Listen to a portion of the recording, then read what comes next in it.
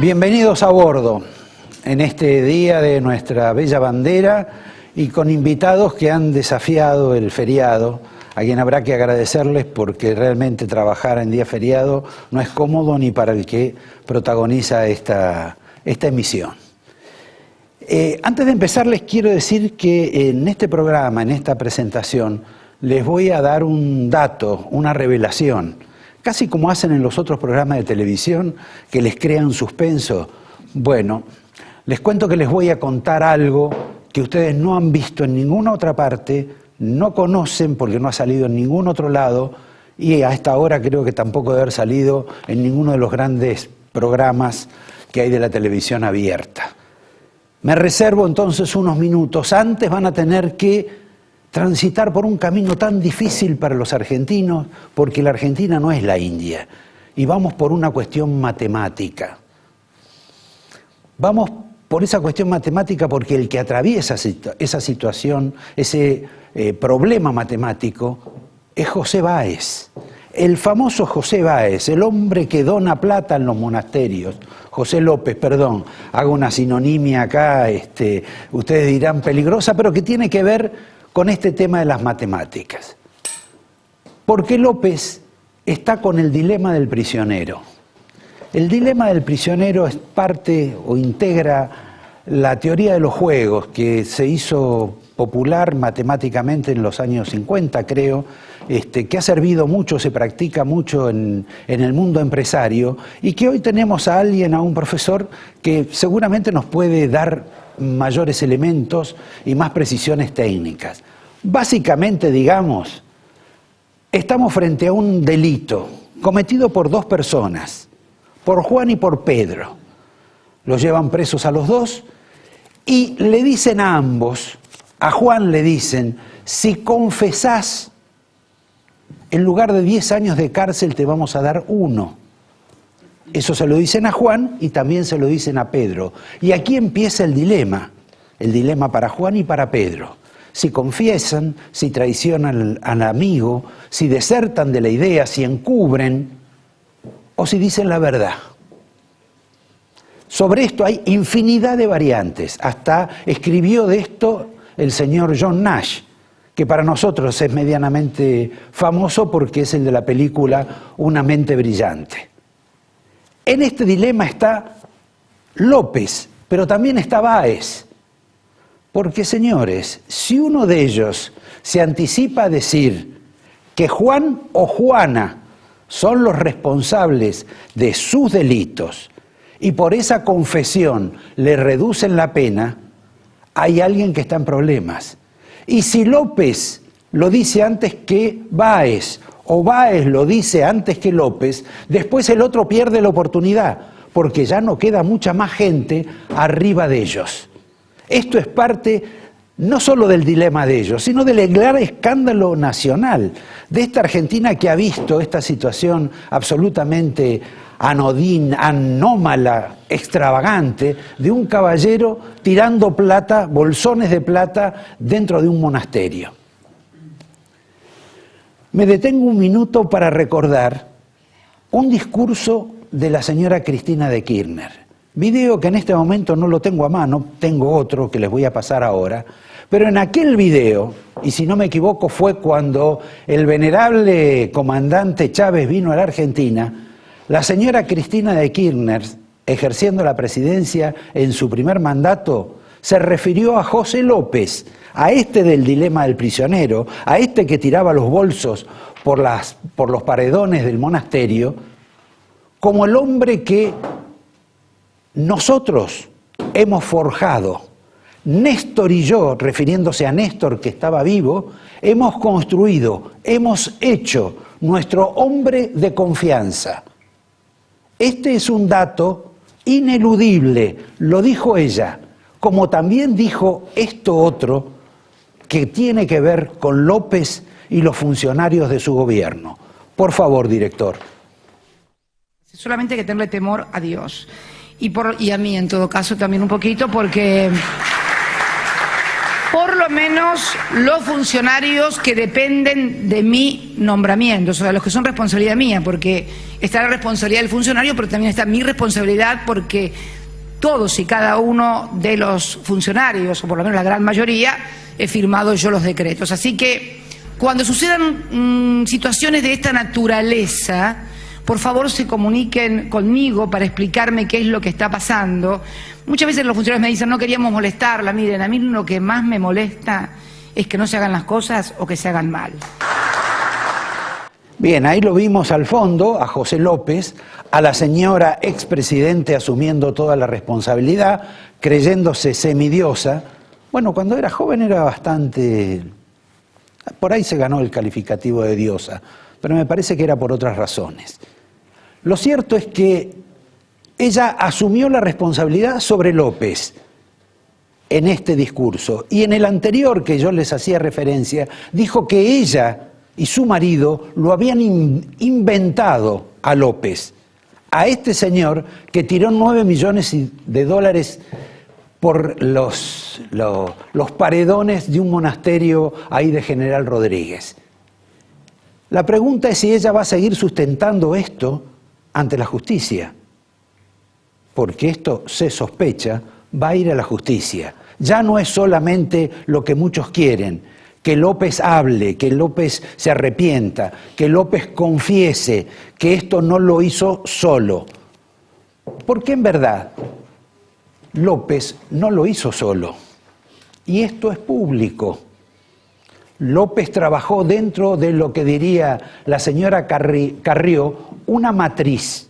Y esto fue denunciado aún en el gobierno de los Kirchner. No voy a referirme a los que eran oposiciones, a los que observaban, a los periodistas, sino a las propias personas que integraban el gobierno de Kirchner. Me refiero, por ejemplo, al exministro Roberto Labaña. Él mencionó y denunció la cartelización de la obra pública, siendo ministro de la Nación. Nadie se interesó en el tema y era quizá el ministro más importante de la administración Kirchner. Me puedo referir también a Alberto Fernández, que cuando se estaba por producir el cambio entre el fin de mandato de Néstor Kirchner y la llegada de Cristina, hacía publicar artículos sobre la necesidad de que el gobierno nuevo de Cristina limpiara de corruptos el gobierno de Néstor Kirchner que él integraba.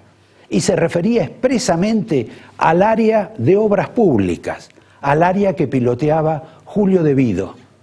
Y también me voy a referir a algunos jóvenes de la Cámpora que hoy se desgarran las vestiduras, que dicen, esto yo no lo veía, no sabía qué ocurría frente al caso López, y que sin embargo ellos introdujeron modificaciones, hicieron designaciones, provocaron nombramientos, por ejemplo en el área de energía, por ejemplo en ARSAC, porque querían borrar de esos sectores a gente que pecaba con la corrupción, que cobraba extras, que cobraba coimas.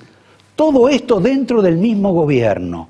Por lo tanto, hay un enorme cinismo, una hipocresía fenomenal, no solo por parte de algunos artistas del régimen, por algunos intelectuales del régimen, por algunos políticos del régimen pasado, sino por gente que integraba el gobierno y que sabía lo que ocurría dentro de la administración. Me detengo un poco acá porque López nos puede llevar una vida, sobre todo porque hemos visto apenas la punta del iceberg. Y voy a lo que les prometí, a la novedad, al dato, a una revelación sobre la cual ustedes pueden sacar las conclusiones que se les ocurran, especular largamente al respecto. En primer punto, esta no es una información que venga, digamos, de un organismo como la CIDE o la FIA, como se llama ahora, porque ahí se dedican nada más que a comprar nuevos vehículos para las nuevas autoridades. Lo necesitan, son vehículos blindados, sobre todo en otros países. O se dedican a demandar que les pasen las escuchas telefónicas. Y convengamos que esta demanda por parte de los organismos de inteligencia es quizá una vergüenza. La más importante, la más transparente, la mejor medida que ha tomado Mauricio Macri desde que está en el gobierno no es una medida económica, no es una medida política, aunque en alguna medida tiene carácter política, que fue quitarle las escuchas a los organismos de inteligencia, con la cual los organismos de inteligencia hicieron desastres y calamidades y múltiples negocios. Se los pasaron a la Corte Suprema.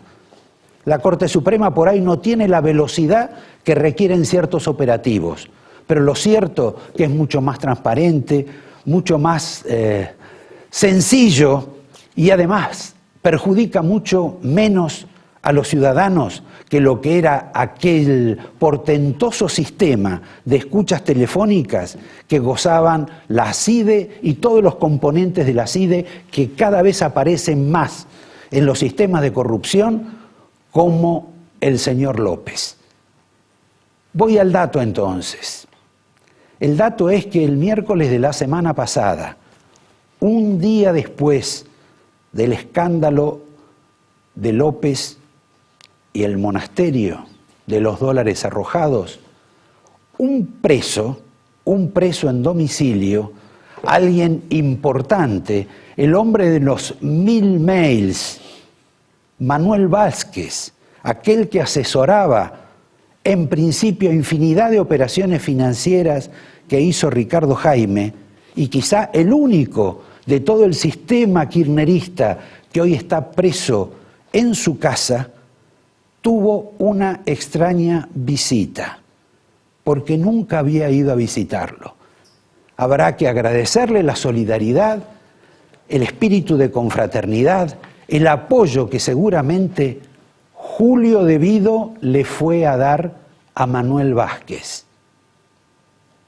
Obviamente le fue a preguntar si precisaba algo, obviamente Manuel Vázquez le habrá dicho que lo que él necesita de Vido no se lo puede dar, que es la libertad. Y además les recuerdo que Manuel Vázquez habló ante el juez antes de que lo mandaran a prisión domiciliaria. Y en esa larguísima explicación que dio sobre sus actos con Ricardo Jaime, dijo que Ricardo Jaime no iba al baño sin antes consultar a Julio de Vido y a Néstor Kirchner. Y Jaime no solo está hoy complicado por la cuestión de la masacre de Once, juicio que necesita ser reconfirmado después de las decisiones del Tribunal Oral. Acá hay otros temas que afectan a Vázquez y en particular a Jaime y también a De Vido y sin duda al expresidente Néstor Kirchner. Por ejemplo, el nonato tren bala, por el cual se menciona alguien pagó, adelantó 20 millones de dólares. Se le carga esta responsabilidad a una empresa francesa que se llama Alstom y también a una empresa argentina, que es la del primo del presidente de la Nación, Mauricio Macri, el señor Calcaterra. Este episodio va a merecer algún tipo de revisión. ¿Por qué razón? Porque quizá el delito presunto en este tema del tren bala no pasaba tanto por la venta del tren bala, sino por la mantención posterior del tren bala. Porque la obra pública tiene infinidad de variantes, tiene infinidad de recursos para siempre seguir sacando del Estado y para que siempre haya funcionarios que se beneficien. También queda en el tema de Vázquez y de Vido el tema de la compra de los trenes a España, para la cual van a venir los empresarios españoles que estuvieron involucrados en la operación. Los empresarios dicen que ellos no tuvieron nada que ver con este gravoso desastre que tuvo la economía argentina, de importar trenes, vagones, formaciones que están terminadas en la calle, destruidas, porque no servían. Esta es la novedad. Debido lo fue a visitar a Vázquez. Debido antes no lo veía a Vázquez, pero ahora parece que le interesa la suerte de Vázquez. Antes de anunciarles quiénes están invitados esta noche, voy a ser telegráfico en varias observaciones. Una, le atribuyen a José López una empresa que se llama Robela. Les garantizo que no es de José López. Averigüen más por un dirigente político neuquino famoso. El jueves hay elecciones en Gran Bretaña. Se vota si el país sigue o no sigue dentro de la Comunidad Europea. Parece una cuestión menor para nosotros, nadie le presta atención y puede ser un episodio de trascendencia internacional. Al menos lo dicen algunos economistas o algunos empresarios. Por último, y porque no podemos dejar de tocar este tema siempre, vamos a referirnos al Papa. Breve mención al Papa. La breve mención al Papa es que se ofendió porque el gobierno de Macri le daba plata a las escuelas. Parece que no se ofendió cuando el gobierno de Cristina le daba platas a las escuelas. Y además ahora dicen que parece también que el Vaticano sabía que las escuelas le habían pedido plata al gobierno de Macri. Un gran intríngulis. Cierro porque voy a pasar otro video. Alguien de esos que se desgarran las vestiduras porque han descubierto lo que pasaba con Néstor Kirchner. Porque Néstor Kirchner, sin duda, era el autor intelectual, material de todos los episodios entre los cuales hoy vemos el iceberg de López. Les recuerdo, gran parte de la Argentina lleva el cartel de Néstor Kirchner en calles, veredas, avenidas, colegios, bibliotecas, a pesar de que no era un gran lector, centros culturales, todo tipo de instituto lleva el nombre de Néstor Kirchner. Habría que hacer una encuesta para saber si la gente piensa que todavía merece ese cargo que la historia del relato le ha concedido, o que por lo menos el que no piensa así es Sebastián Ventura, un decidido militante del kirchnerismo que hizo un video casero en su casa, asqueado del señor José López. Por favor, director. Buenas noches. Bueno, estamos acá con el tema de lo que ha pasado ayer, compañeros, con el tema de José López, muy amargados, muy tristes. Yo con una gran desilusión tengo que hacer esto, con el cuadro de Néstor, tengo que sacarme la camiseta, tengo que sacar más camisetas, tenemos que romper esto porque realmente para mí esto ha sido una gran mentira y le tengo que dar la verdad, toda la razón a quien no quería darle la razón, que era a la nave. Estas no son interpretaciones del periodismo, como no fueron interpretaciones del periodismo los discursos de Cristina, la visita de Debido, ni esto que ha hecho el señor Ventura. Los invito a desarrollar parte de esto que hemos hablado con alguien que nos puede hablar sobre el dilema del prisionero. Poco, porque de matemáticas entendemos poco. Juan Carlos de Pablo. Podemos hablar con alguien que ha fingido ser kirchnerista durante los últimos 10 años. Alguien que se ganó la vida con el kirchnerismo diciendo que era kirchnerista. Un gracioso que se llama Carlos Roberts y que dirige parte del diario La Nación y quizá ha escrito la columna más humorística de la última década. Y por último, alguien que conoció a López de chiquito, aunque López siempre fue chiquito. Se llama él, curiosamente, Chiquito Arnold, Eduardo Arnold, alguien que, como diría el general Perón, a López y al kirchnerismo los conoce de naranjo. En un minuto volvemos. Bueno, ustedes lo conocen como economista, más o menos. Sí. Como historiador económico, más o menos. Ahora, como estar de la televisión, bueno, últimamente... ¿Estar con E o estar con S? Con ese nomás. Se puse nervioso. Estamos muy americanizados. Yo venía acá a tirar una bomba, dije, acá te sorprendí, vos me sorprendiste. Ahora resulta que me estás demandando como matemático. Bueno, es un tema que sabés. Hablemos 2 o 3 minutos de eso y después 2 o 3 minutos de la bomba que te traí y después lo que vos quieras. Bueno, habla del dilema del prisionero. En 1944 se publicó un libro fundamental que se llama Teoría de los juegos y análisis económico, escrito por el húngaro von Neumann y el austríaco que era Morgenstern. Los tipos, a un sojero no le importa lo que hacen los otros, porque son muchos. Y a un monopolista tampoco, porque no hay otros. En el medio, un productor de autos, los partidos políticos, la familia, la interacción es clave, porque son pocos. La teoría de los juegos trata de buscar, de entender cómo funcionan las situaciones de pocos, donde la interacción es muy grande. ¿Por qué se llama teoría de los juegos? Porque empezaron modelando juegos de cartas, de dados, de cosas por el estilo. La clave de ese trabajo inicial fue que todos sabían todo, todos tenían la misma información. Después apareció el señor Tucker, que es el que inventa el dilema del prisionero, no Nash, Tucker.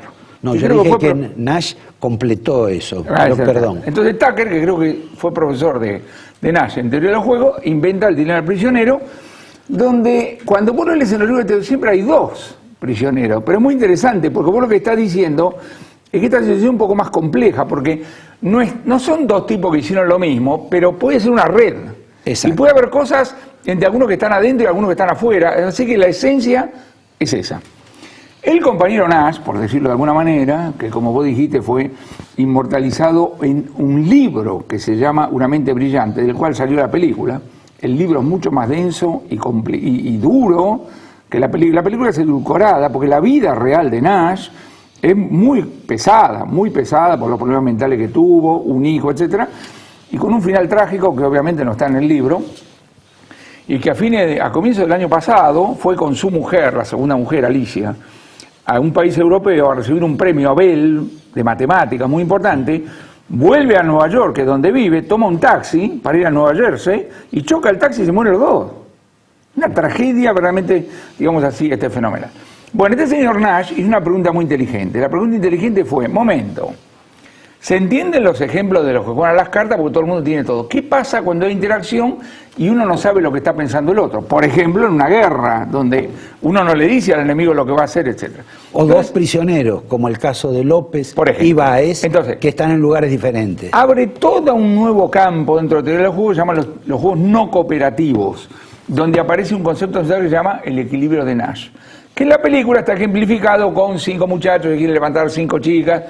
Es pura poesía, no tiene nada que ver con el original, pero el concepto es muy importante. La teoría de los juegos, y no me pregunte más porque me va a hacer pasar vergüenza, porque se necesita mucha matemática y no es mi caso, se sigue desarrollando, es un campo de estudio muy pero muy fuerte, pero la esencia básica es una manera de entender el problema, más que una solución mecánica. No hay soluciones mecánicas en teoría de los juegos, salvo casos, digamos, muy excepcionales, pero te ordena la cabeza para decir, si esta es la situación, esto hay que enfocarlo, digamos así, de esta manera. Ese es el tema de teoría de juegos. Bueno, y el dilema del prisionero, ¿qué tiene hoy el señor López y el señor Báez? En el sentido de que depende de lo que ellos hagan o digan, su condena puede ser inferior a la del otro.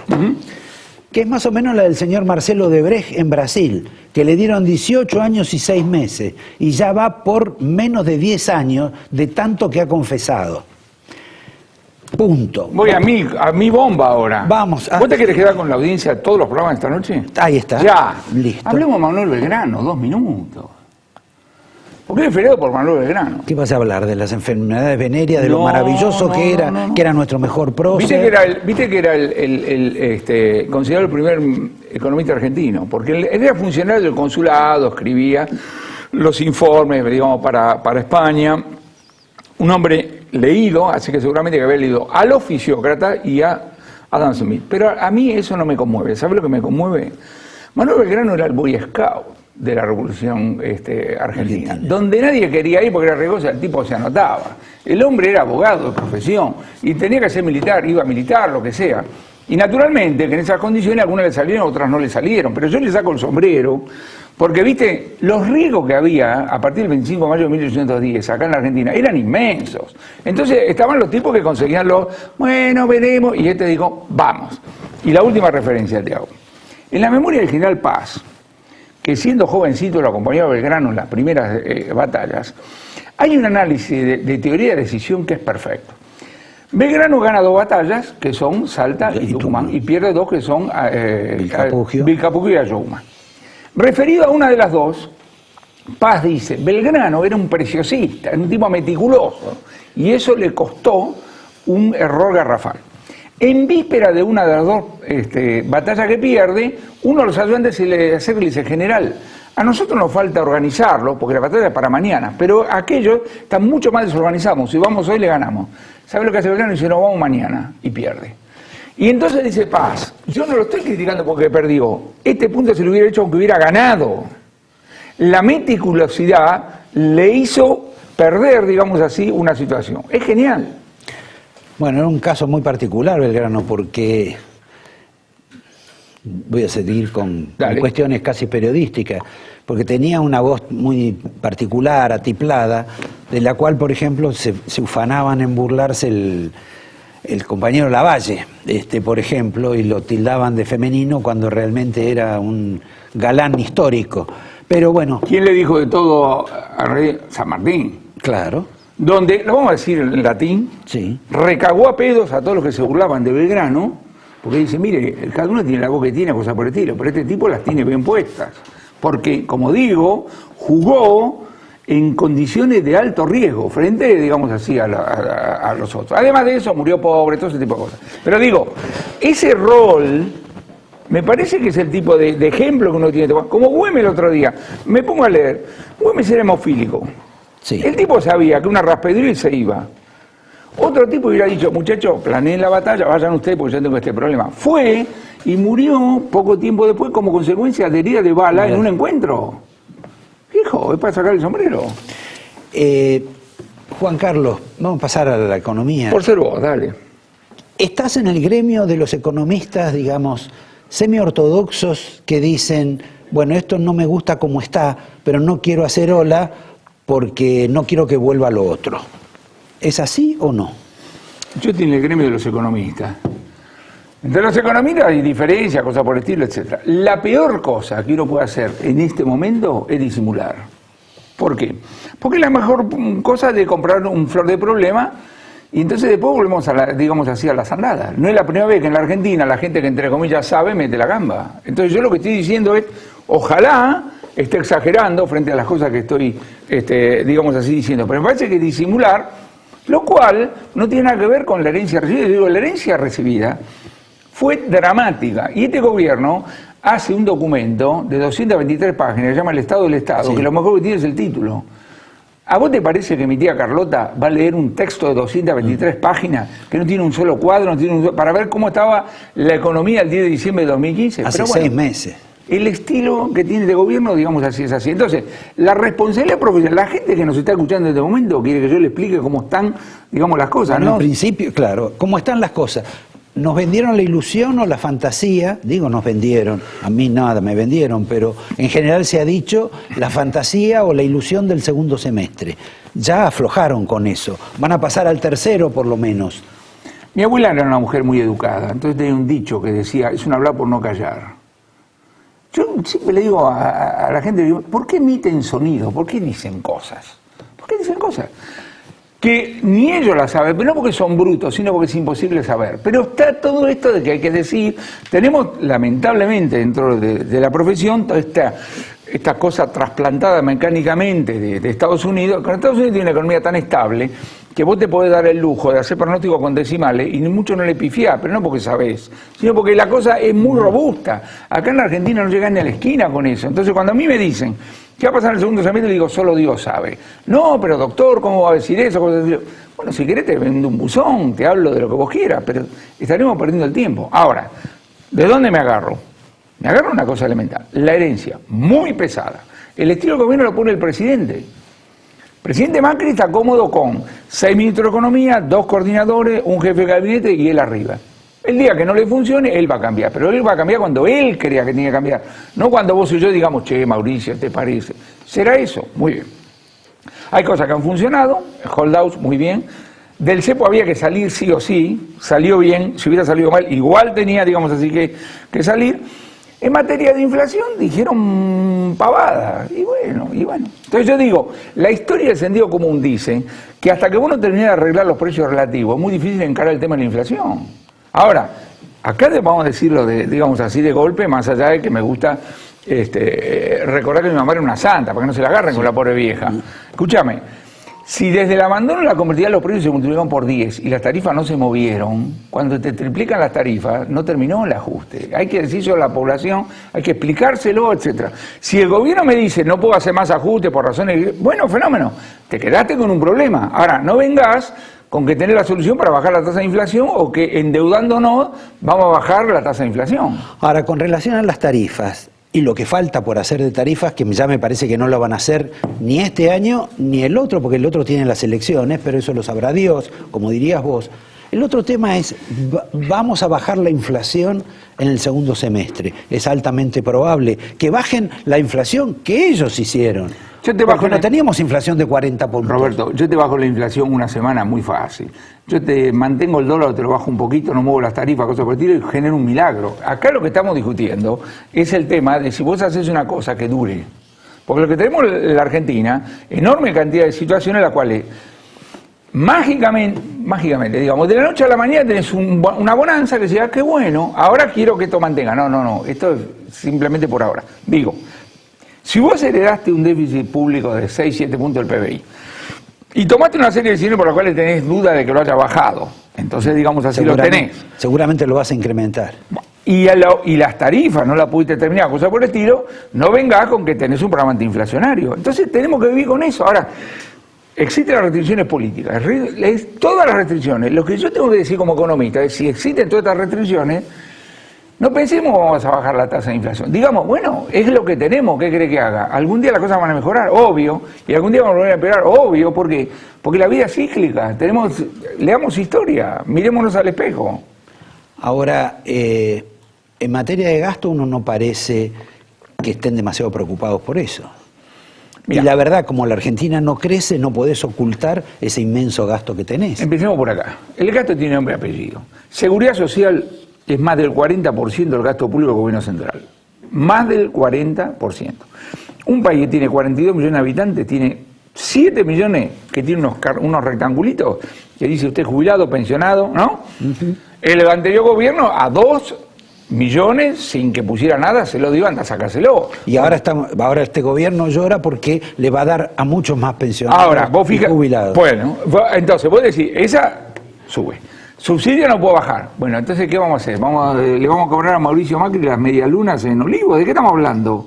Entonces, uno dice, no se puede tocar. No se puede tocar nada. Muy bien. Y la presión impositiva, encima, sí, fue fenómeno. Llamemos a Mandrake entonces. O entendamos una situación donde va a ser difícil hacer las cosas. Bueno, vivamos con esto. Si alguno no aguanta esto, puede suicidarse, no creo. Migrar tampoco. ¿Y la otra cuál es? ¿Qué es lo que sabe todo el mundo que nos está viendo? Sigue la vida, con altibajo, con complicaciones, alguna vez va a ser mejor, tal vez va a ser peor, no hay milagros. La economía no es aritmética. No es, si crecemos 3%, no sé qué maravilla, si crecemos 4%, mejor. La economía son procesos, son decisiones humanas que toma la gente en base a lo que cree que va a pasar. El blanqueo más el nuevo precio de la soja, en alguna medida te da para tirar cómodo hasta el año que viene. Cómodo, Dios sabe. Hablemos de las dos cosas. En el blanqueo hay una ventaja que tiene que ver con el hecho de que hay toda una serie de puntos del resto del mundo que le están diciendo a gente que tiene plata ahí. Mirá, por empezar, este nombre de fantasía, Juan Pérez no. A ver, el documento, Roberto García, gracias. Segundo, mirá Roberto, mejor que lo tengas blanco, ¿sabe por qué? Porque el primero en el año que viene llama a la FIB y dice, Roberto García tiene esto, ¡pum! Con lo cual vos tenés un incentivo, digamos, para blanquear. Dependiendo de lo que el Estado argentino quiera, necesite, mejor dicho, entonces va a tener las alícuotas. Porque un Estado piensa en un blanqueo por tres cosas. Porque necesita dólares, pesos o nivel de actividad. Este Estado dólares no necesita. Estamos en la curiosa situación donde antes escaseaban los dólares y ahora sobran. Pesos sí. y nivel de actividad también. Con lo cual, lo que vos tenés que esperar es que las alícuotas para los distintos destinos del blanqueo reflejen eso. Tenés mucho más interés que alguien traiga la plata y haga un edificio o genere algún efecto fiscal que los dólares para el banco, digamos, el central. De ahí en más, entramos en la tierra a nadie. Uno te jura por que vienen 60.000 millones de dólares, otro que no. No tengo cómo saberlo y no sé cómo alguien lo puede saber. El sector agropecuario. Me parece que hoy, en nivel de actividad, hay dos cosas que tiran para arriba. Hay pedazos del sector agropecuario que sí, y algunas cosas de infraestructura también. Se están poniendo al día pagos de obras públicas y se están empezando a lanzar algunas obras. Donde hay un problema elemental, digámoslo de frente.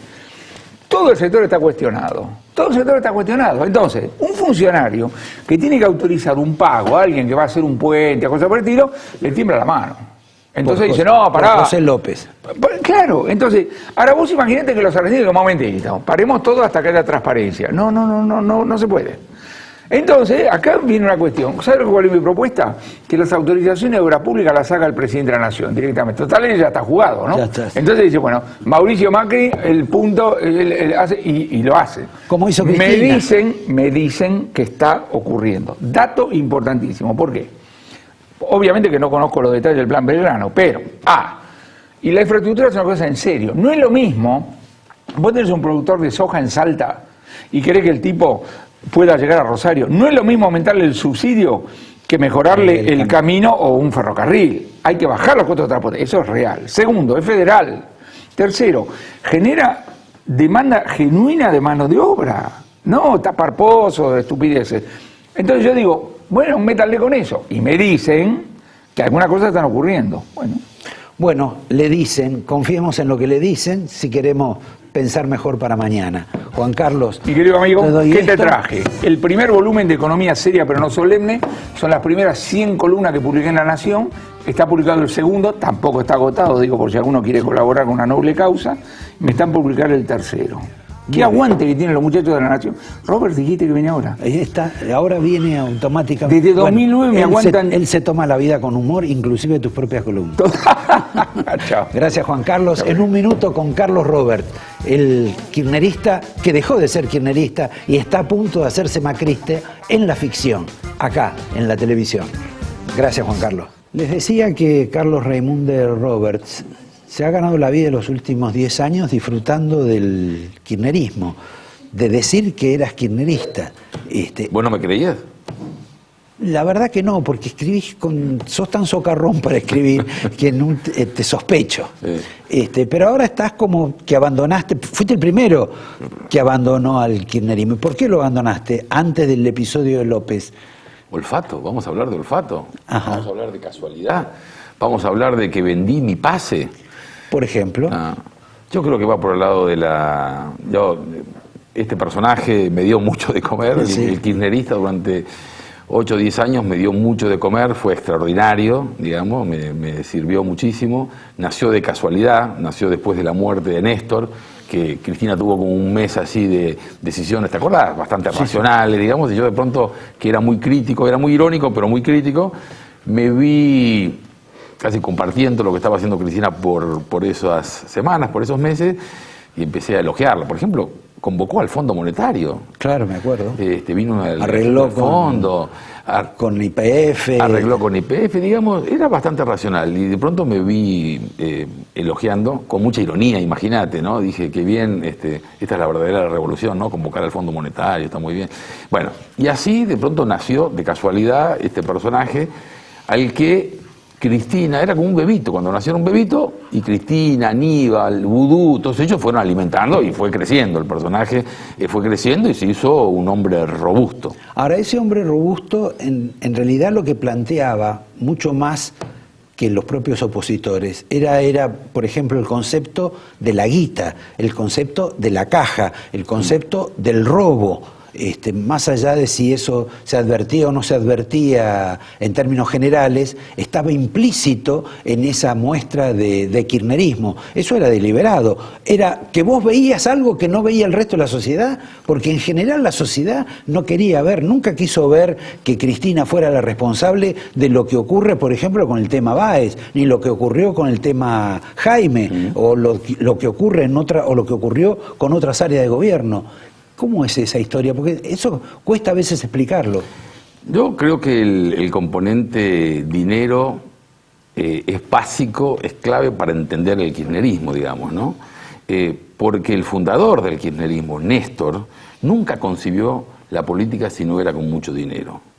Entonces, ahora, perdona, porque eso hasta parece, si bien parece utilitario, es como un servicio que uno tiene que dar a la sociedad, para lo cual primero tengo que ahorro de cualquier manera, pero como le voy a dar un gran servicio a la sociedad, cometo estos deslices. Pero lo cierto es que él no gastaba su plata en ese servicio que prometía. O sea que tampoco puedo entender cómo la gente se tragó ese cuento. Yo creo que le gustaba la plata, le gustaba vivir bien, digamos. Tampoco vivía... Como la mayoría, nada, tenía sus buenas casas, su buen pasar. Pero él, creo que le gustaba vivir bien, como a todos, quizá especialmente bien, y sabía que no podía hacer política sin una caja importante. La suya no la gastaba, quizá porque no hacía falta. No hacía falta. Fue un saqueo, no voy a decir nada que no sea conocido. Fue un saqueo estructural, como dijo del día hoy. No se concibe, porque además, no solamente por lo que el dinero compra, sino porque el dinero fue una forma de hacer política, fue una forma de tener jueces, de tener medios periodísticos, de tener legisladores, de tener gobernadores, intendentes. Pero no con su plata. No era su plata. No era su plata. De tener blogueros que están bombardeando, que estuvieron bombardeando durante años y que algunos siguen bombardeando. Hay gente que lo hará genuinamente, que está convencida, una afinidad ideológica con este régimen, que eso fue un régimen, pero mucha gente vivía al compás de este dinero que iba generando el propio régimen. Gobernadores, intendentes que no aparecen en esta película, porque ahora, como se hacen acuerdos de tipo Congreso de la Nación, porque necesitamos sacar determinada ley o lo que sea, se abastece mucho más a gobernadores que pecaron tanto en la administración pasada como en la actual. Sí. Y no se cambia nada al respecto. No, es la matriz de la que siempre hablamos, ¿no? Y bueno, conocemos el peronismo, conocemos cómo funciona, conocemos cómo responde, cómo huele los tiempos, cómo obedece a un jefe, a un líder y cómo después lo abandona y lo tira por la ventana.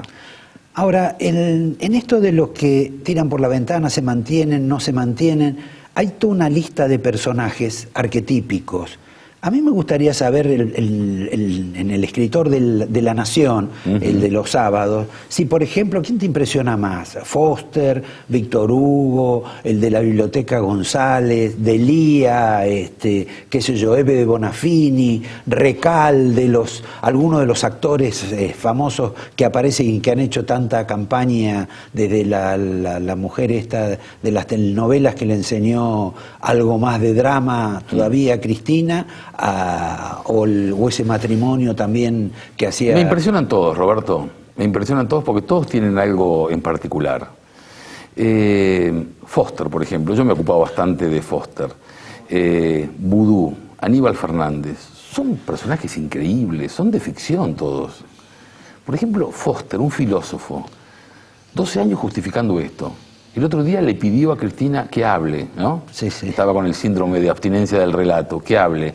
Cristina habla y dice una cosa que creo que no se ha reparado demasiado en las palabras de Cristina. Dijo, ve ante el espectáculo impúdico de López escondiendo $9 millones y dice, yo no le pasé la plata, yo no le di la plata. ¿No te impresiona eso? ¿Cómo responde un filósofo? tiene que cortarse las venas con una gileta oxidada, digamos, ¿no? Le pide que hable y cuando habla, yo creo que Foster debería haber dicho, no, ahora está bien, Cristina, ya no hables más, ¿no? Porque esta explicación no nos sirve. Vudú, un régimen populista que tiene a un rockero barato, un ladrón de los subtes, un chico de un disjockey, un cajetilla, como una vez lo consideró ella misma, Cristina, de Puerto Madero. No hay nada más contradictorio con el kirchnerismo que un vudú que además venía del liberalismo. Aníbal Fernández, La Morsa, ministro de Interior, jefe de gabinete, vocero del gobierno, ministro de Justicia, un tipo que está involucradísimo en el narcotráfico. No, yo la verdad es que no podía haber pedido. Art Buchwald, ¿te acuerdas aquel famoso sí, claro, humorista norteamericano? Dijo, es muy fácil hacer humor político cuando todo el gobierno trabaja para uno, ¿no? Y a mí me dio la impresión estos 12 años que tenía todo un gobierno trabajando para mí. Yo, de hecho, siempre decía que Cristina no era mi musa inspiradora, directamente era mi libretista. Cristina y todos los que la rodeaban. Ahora, dentro de ese esquema, y volviendo a años más anteriores y de acuerdo a la famosa frase de un exministro y empresario, hoy creo que separándose de su socio, también empresario de los medios de comunicación, lo que sucedía... Estás hablando de Cristóbal López. No, Epa. del autor de la frase robo para la corona. Ah, ok, sí, de Horacio. En este caso, los que procedían de este modo, como el caso de López, obviamente, ¿era para la corona o era para ellos? Porque esto es también un estigma casi a resolver. Está clarísimo esto, era para ellos y era para la corona, eran las dos cosas. Ellos generaban unas ganancias extraordinarias, por ejemplo con la obra pública, y sin ninguna duda, atesoraban mucho de lo que iba para ellos, pero ¿te cabe alguna duda que en el esquema estructural de esa corrupción ellos tenían que dar parte a los Kirchner? Hacia arriba, digamos. Hacia arriba, esto está clarísimo. No, yo no tengo ninguna duda. Lo único de hecho, le es... alquilaban los departamentos. Digo, es todo muy explícito. A mí me llama la atención que hayan sido tan burdos, tan torpes, porque está todo claro. Acá digo, que tuvieran tan malos contadores, por ejemplo. Tan malos contadores. Bueno, yo creo que ellos decidieron tener malos contadores y buenos jueces, digamos, ¿no? Es decir, tener buenos jueces... En realidad es mucho mejor tener buenos jueces. Buenos jueces que malos o contadores. Jueces propios más que... Jueces propios, jueces de ellos. Yo creo que pensaron que iban a quedar, pensaron que nunca se iban a ir, y solo así se puede explicar que hayan sido tan burdemente torpes. Pero la pregunta viene de acuerdo a la frase que dijo Cristina. Yo no le di la plata. En realidad, y no se equivoca, porque ella recibía la plata, claro, no se la daba. Ahora, alguien que dice no le di la plata es como que yo no tengo nada que ver con esto de López, que es mi hijo, que en realidad en los últimos tiempos solo hablaba conmigo, solo hablaba con mi hijo Máximo, porque ni siquiera con Debido, porque lo había pasado por arriba. Claro. Y él es el que aparece con $10 millones tirados casi a la basura, en esto que tratar de donar, ¿no? Como diría Barrio Nuevo, traten de no donar por 2 años. Por 2 años y nos hacemos ricos. El país se hacía rico. 26 años trabajando con los Kirchner, lo encuentran con $9 millones y todo lo que tiene para decir la señora, y yo no le di la plata. Claro. Una cosa maravillosa, increíble. Bueno, le traslada responsabilidad al sector empresario. Efectivamente, eso es lo que quiere decir. Que viene haciendo esto desde tiempos inmemoriales, claro, para ser justo, en la Argentina, en el mundo, en todas partes, porque uno prende cualquier película que ve vinculada a cuestiones de Estado, siempre en la obra pública hay situaciones semejantes a esta, aunque no creo que con la dimensión o la magnitud... No, porque vos sabés cómo es la obra pública, que lo que pasó durante estos años. Por un lado, era el sobreprecio. Por otro lado, que era el principal canal de extracción de dinero. Lo segundo eran las modificaciones a las obras. Que cuando vos te haces una casa, Roberto, lo primero que te dicen es, ojo, no hagas ningún cambio porque eso sale carísimo. Ya que estamos. El ya que estamos, el famoso ya que estamos. Ya que estamos, le agregamos una puerta. No, eso es carísimo. Bueno, en este régimen de obra pública que duró hasta diciembre, pasaba eso. Esa era la segunda vía. Ya que estamos, hacemos algo distinto. Y la tercera vía, que era muy impresionante, es el adelanto de dinero para obra que no se iba a hacer.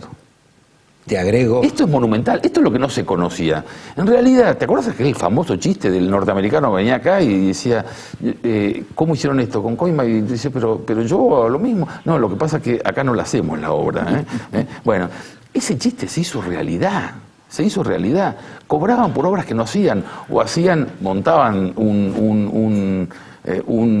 una aparente obra, un montículo, 3 ladrillos, y después no se construía más nada. Lo inauguraban, lo inauguraban, la foto. Habían cobrado por adelantado, ponían a trabajar esa plata.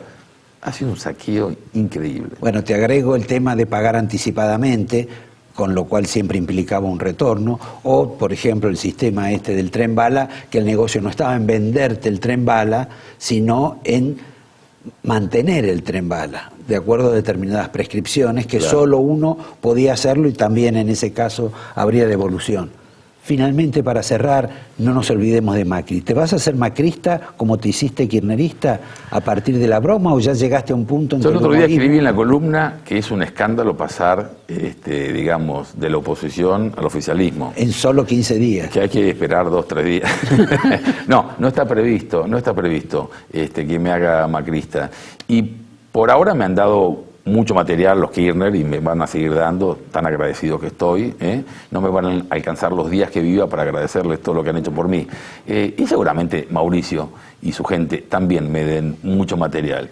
Va a ser difícil que me convierta al macrismo, pero en fin, todo puede ser. Nunca se sabe. Nunca se sabe. Cuando uno lee las declaraciones juradas de todos los funcionarios y ve que todos han ganado verdaderas fortunas en el último año, que merecerían casi ser kirchneristas, empieza a tentarse para ejercer un poco la profesión de Robert. Si durante 10 años fui kirchnerista y pude burlarme mucho de ello, yo creo que Macri lo último que quiere es que me haga macrista. Bueno, te agradezco, le pasamos el mensaje, te doy el angelito de la casa. Muchísimas gracias, yo te traje un libro extraordinario de Nick. Nick, son claro. Los últimos 25 años de humor político de Nick, Nick para todos y todas. El libro es buenísimo, lo único que no hay que leer de este libro es el prólogo. Que es tuyo. Que lo hice yo. Ahí está, ya saben, lo pueden reclamar. En un minuto nomás, después de agradecerle a nuestro amigo Robert, los invitamos a verlo a Eduardo Arnold, más conocido como El Chiquito, el hombre que en alguna medida también ayudó a criar al señor José López, un clásico del kirchnerismo. Esperemos de aquí en adelante más verdades a revelar y quizá con menos humor que el que nos desplegó acá nuestro amigo Carlos.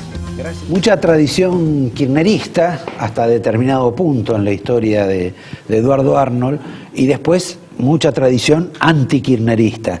Ahora, en esos 2 ciclos, vos lo trataste, lo conociste, lo amamantaste, le habrás hecho de todo a este personaje José López, ¿o no? Te voy a corregir un poquitito. Nunca kirchnerista. Bueno, Nuestra fuiste vice de... Sí, de Santa Cruz, con Kirchner, que Está no bien. es lo mismo que de Kirchner. Bueno, perdoná la licencia periodística. No, me suele ocurrir muy seguido. No, nuestras líneas acordaron en 1990, luego de una crisis muy grande que hubo, donde cambiamos 3 gobernadores en 4 meses. Finalmente nuestra línea no había arreglado nunca con Kirchner y esa vez lo decidimos para ganar las elecciones. Que ganamos por 500 votos, ¿no? De cualquier modo, después lo tuviste de funcionario a López, con debido. A López ya lo conocía de Río Gallegos y apareció en un hotelito de un cuarto de estrella, que había una cuarta a una cuadra de casa, y ahí compartía habitación, compartía baño, era buen guitarrero y cantor. Y ¿Qué funciones tenía? era ingeniero. Era ingeniero. Ingeniero civil. ¿Y participaba en el sistema de obra? No, él empezó yendo a los locales de las unidades básicas cuando llegó de Tucumán y participaba de las reuniones y demás, se fue metiendo de a poquito. Y que fue a Santa Cruz a hacerse la América. No, fue a intentar fortuna y le fue demasiado bien, obviamente. Pero de todas maneras, al poco tiempo Kirchner lo tomó en la municipalidad. Y cuando pasamos al gobierno de la provincia, fue a Vialidad Provincial al directorio. Luego un día, 3, 4 meses después, fallece el presidente del Instituto de la Vivienda en un accidente feo. Se le cayó un cartel luminoso encima, un muchacho muy bueno de Río Gallegos, un ingeniero. Y voy a verlo a Kirchner, no me acuerdo del tema. Entro a su despacho y estaba con López. Y le estaba ofreciendo a López la jefatura del Instituto de Vivienda. Y López extrañamente le dijo que no. No, dice, no. Dejame en Vialidad porque trabajo bien con el presidente, andamos en buenas relaciones, estamos trabajando bien ahí, yo no quiero ir a... Bueno, el proyecto te obliga a que te hagas cargo del Instituto de la Vivienda. Bueno, López dice, bueno, si no me queda más remedio, eso sí, te voy a pedir una sola cosa. ¿Qué? Me dice. Le dice Kirchner. Sacame toda la banda de delincuentes de Debido. Yo dije, tengo un tipo bárbaro. Ha visto delincuentes, ha descubierto delincuentes en algún lado y se lo está diciendo al gobernador. Estamos hablando de Santa Cruz. Sí, en Santa Cruz. Bueno, evidentemente no sé si le sacó los delincuentes o no, lo cierto es que quedó en el Instituto de la Vivienda y luego se lo trajo a Buenos Aires. Ahora, como secretario de Obras Públicas. Escúchame, porque también estos datos son importantes. Si él pensaba que los delincuentes ya era Debido en aquella época, él después trabaja con Debido. Sin duda. O sea que se adapta al esquema que él denunciaba. Muchos se adaptaron, inclusive de nuestra línea, a imputados como Cameron, por ejemplo, que era de la línea nuestra. Pero Cameron planteaba algún tipo de reserva con Debido, del mismo modo que el mismo Jaime también. Sí, y no sé si lo haría Casuriaga, que trabajó con nosotros 8 años, y después vino a la CIDE acá, ¿no? Y Casuriaga era puro Néstor. No, antes era puro nosotros, bueno, pero puro movimiento después cambió, digamos. Después cambió, claro. Y en el caso de López, en el trato, ¿era tan católico como parece ahora, que quería donar plata a la iglesia, que sirvió al arreglar la Basílica de Luján? No, acá López fue una pieza fundamental, realmente fundamental, en toda la estructura corrupta que armó Kirchner. Porque convengamos que el corrupto mayor era Néstor Kirchner. Él armó una estructura en la cual habían piezas fundamentales. Una de ellas era López, otro Debido. Hay alguien que nadie lo menciona, que fue presidente de Vialidad durante todo el tiempo de Kirchner acá, Vialidad Nacional, y ahora creo que es de Vialidad Provincial en Santa Cruz. Y es Nelson Periotti, que claro, casualmente en 2 intendencias que tuvo en Río Turbio, casualmente en cada una de los finales de su gestión, se le quemaba a la municipalidad a la parte de los papeles. Ahora, de cualquier modo, ese personaje, por ejemplo, en el orden nacional no participó tanto, por lo menos no fue tan notorio. Todo lo que fue la obra pública vial, que tuvo retornos, anticipos financieros y todos los negociados que hubo, sin lugar a duda, el primero que actuó fue el presidente de Vialidad. Y luego seguramente dependería, aunque orgánicamente creo que dependían de Debido, ¿no? Pasando por López. Creo que también pasando por López, sí.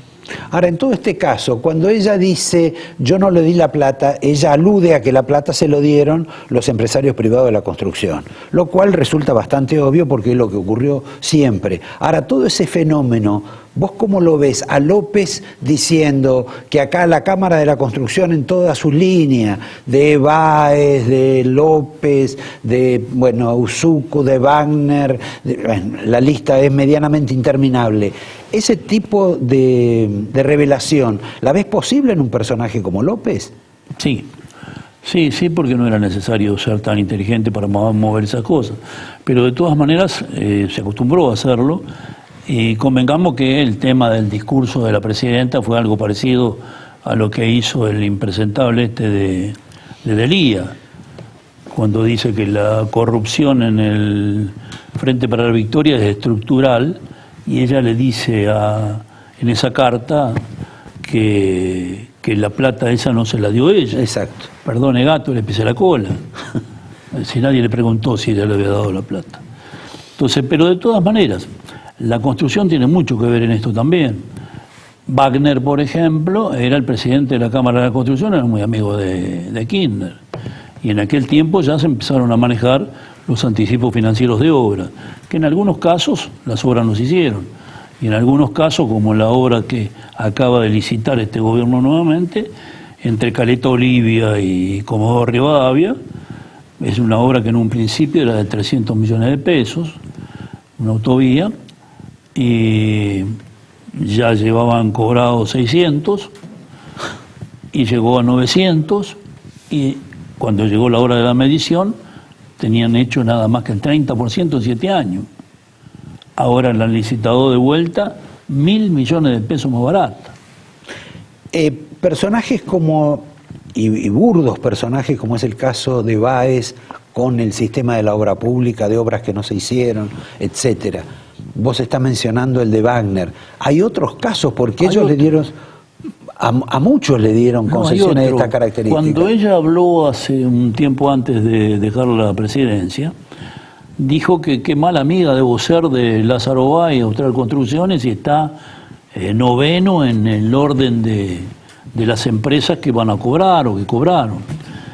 El quinto en esa lista era un brasilero, no recuerdo el apellido ahora, que está 18 años de cárcel por corrupción. Odebrecht.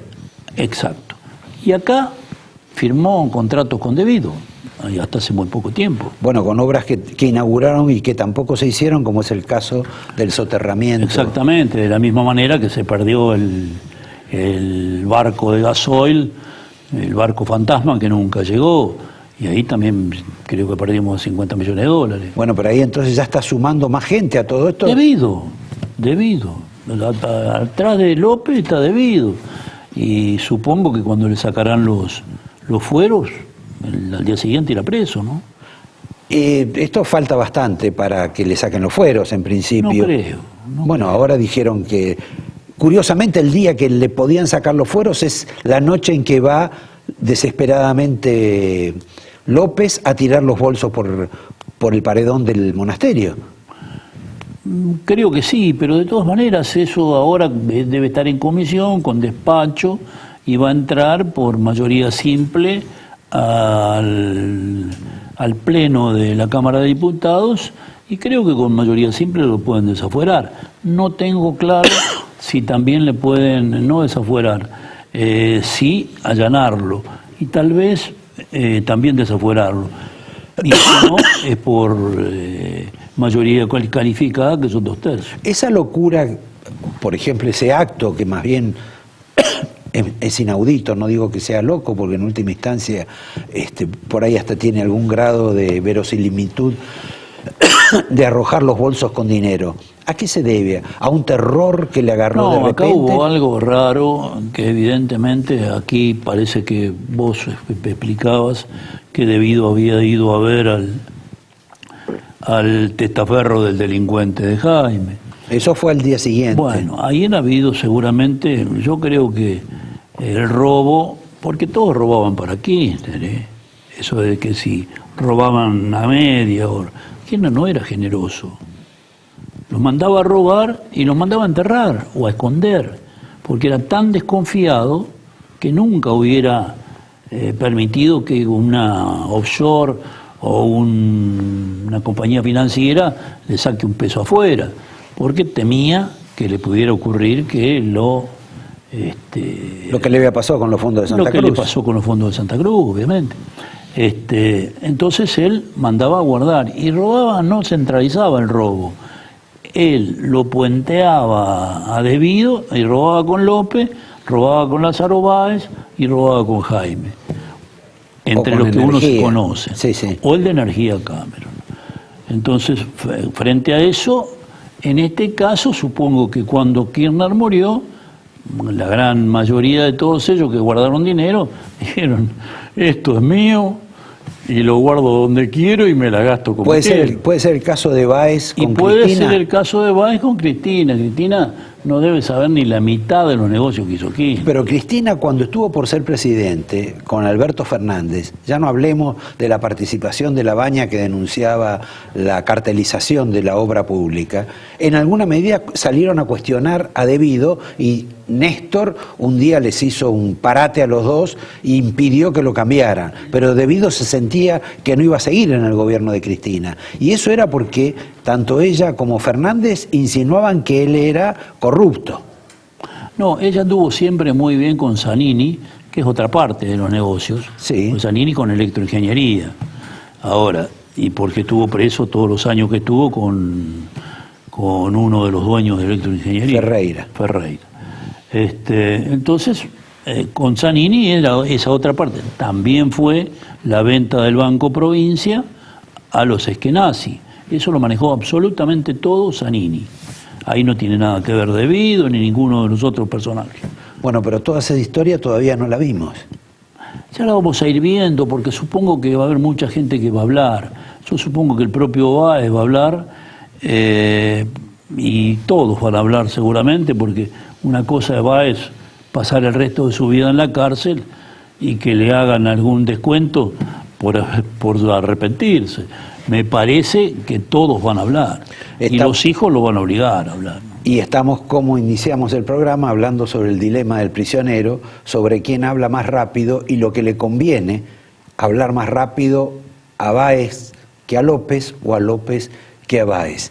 Por último, casi anecdótico, Kirchner a veces maltrataba con un humor particular a la gente que estaba con él. Caso Muñoz, que le pegaba, etcétera. Muñoz que terminó, bueno, murió no hace mucho, pero con 40 millones de dólares en inmuebles nada más en Miami. En Miami. Le daba coscorrones, lo fajaba, etcétera. Con Devido lo maltrataba bastante. 2 campos en Neuquén, un complejo turístico en San Martín de los Andes, medio Bello de la Angostura.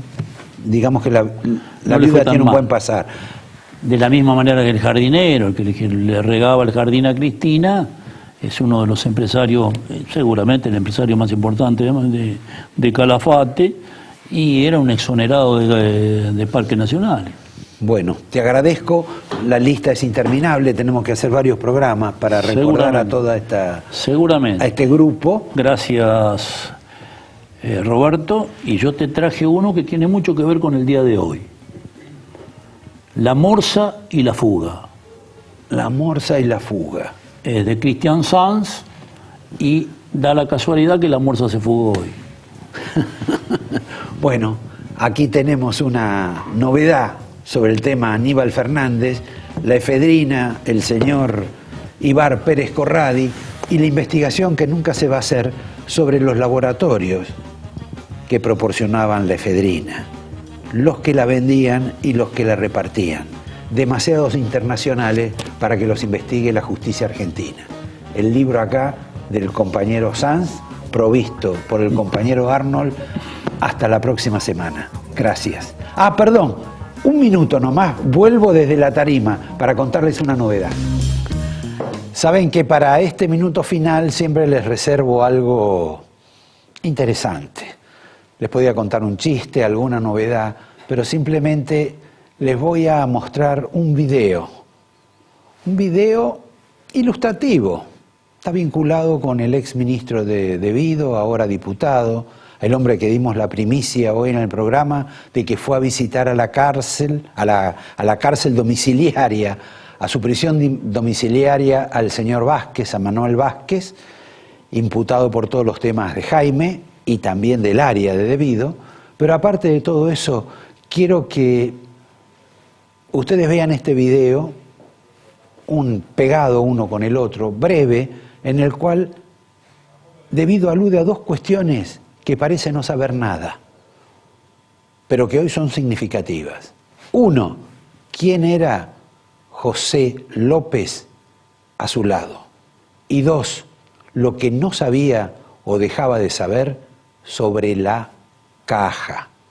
La caja, tan importante palabra durante toda la administración kirchnerista. Son apenas 40 segundos que valen oro, como la caja. Bueno. Quiero agradecer a todo mi equipo de trabajo, a Germán Vinelo, a Edgardo Bertolozzi, a mi mano derecha en materia de obras públicas, que es José López, que también trabajando todos en equipo hicieron posible que hoy estemos entregando esta llave. Esos 70.000 millones de pesos que se gastan por año en subsidio, va al mercado interno, no es plata que se la lleva debido, o el gobierno, o la caja. Para mí la caja es Juan Carlos Pessoa, que es el secretario de Hacienda, a que tenemos que peregrinar con José a pedirle que nos libere una moneda. Siempre terminamos con el negro.